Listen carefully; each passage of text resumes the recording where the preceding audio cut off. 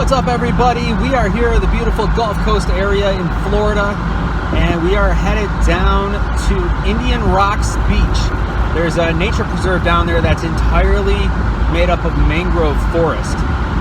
Maybe we'll see some manatee. We're definitely going to see some kind of wildlife, definitely some mangrove trees. So come along with me. We got the top dropped and we're having a great time on this beautiful sunny day. Next stop, Indian Rocks Beach. Directly across from the gorgeous white sand beaches of the Gulf of Mexico, through the gaps in the high rises and nestled down in the little oceanside village of Indian Rocks Beach, lies the nature preserve that bears its name.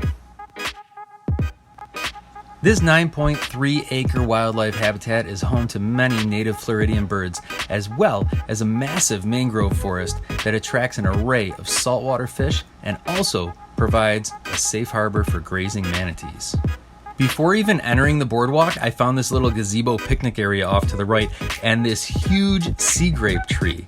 This is actually a native Florida plant that's uniquely salt tolerant, so because of that, it is a protected species.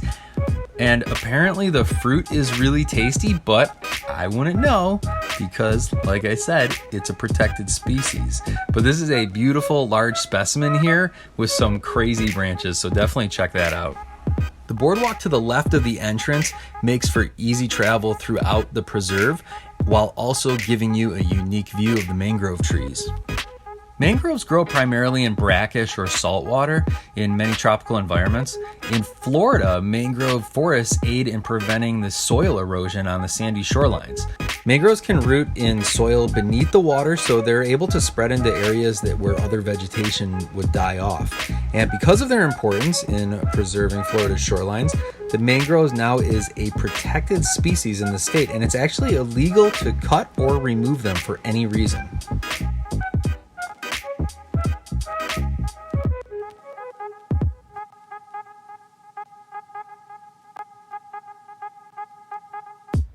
After a short shady stroll through the mangrove forest, the boardwalk opens up to an amazing view across the harbor between Indian Rocks and an area further south known as the Narrows.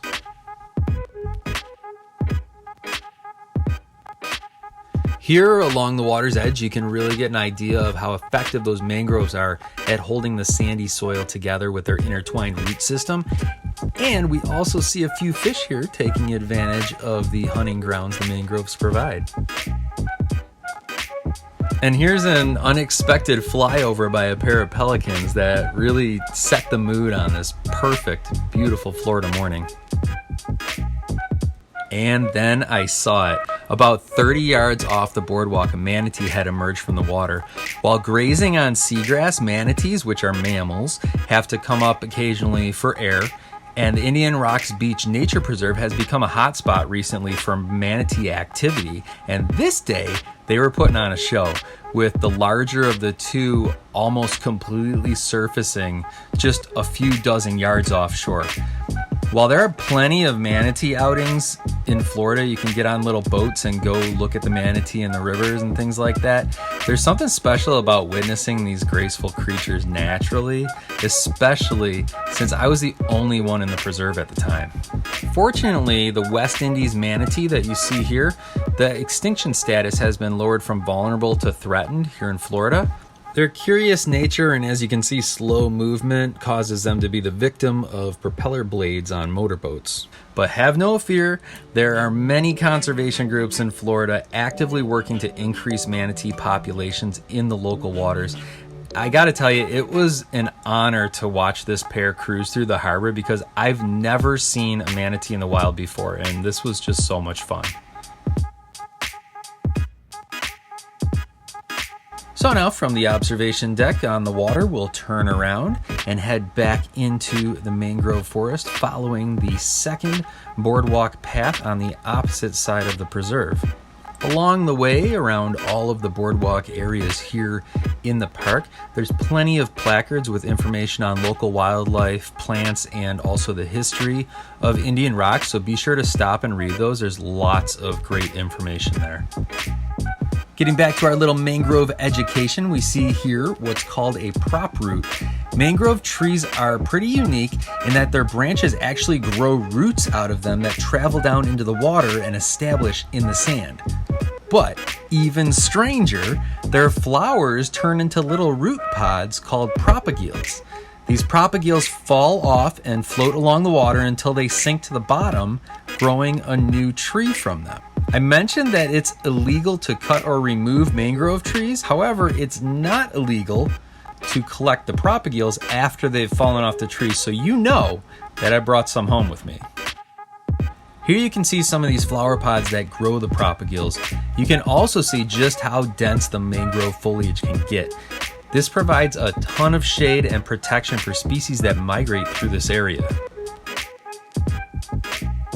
And here's a cool butterfly. I don't know, just thought it was a cool butterfly, so look at it. Look, it's a cool butterfly. So I look up from the butterfly and there's this yellow-crested night heron just chilling on the railing. He didn't stick around very long, but that was really cool to see. As you exit the park from the north path, you're suddenly in a playground in the middle of a residential neighborhood. So that was a surprise. It's a nice playground though.